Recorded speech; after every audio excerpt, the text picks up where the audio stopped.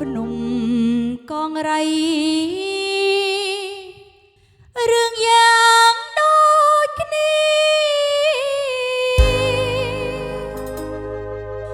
យំយាយកំព្រាបាត់បងសង្សារ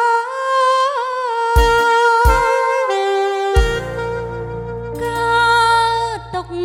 ខ្លោចផ្សាតែឯង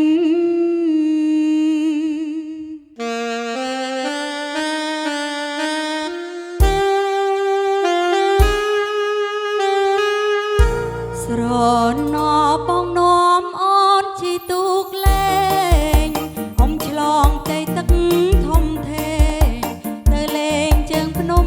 កងរៃបងឈរចែកទូកអូនអុំនឹងដៃយើងអុំដើរចិនភក្តីឲ្យកងរៃដឹងផងបងបានលើកដៃប្រណំសំពាំងអូនបានអោយធូបថ្វាយព្រះជឿជាក់ថាស្មាំងរូបបង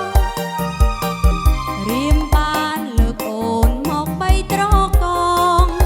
យើងសាញ់ចាប់ជាប់ចំណងអូននឹងបងតទៅឥឡូវអូនយំព្រោះតែរងចាំបងហូរទឹកភ្នែករាប់ឆ្នាំស៊ូទ្រាំរងចាំ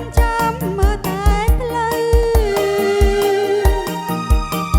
ហត់មួយរដូវចូលមួយរដូវចេះតែបាត់ទៅទុកឲ្យអូននៅកំព្រាអូនាងកងរៃនាងកេងតែយំមិនខអ្វីពីរូបខ្ញុំកេងយំរងចាំ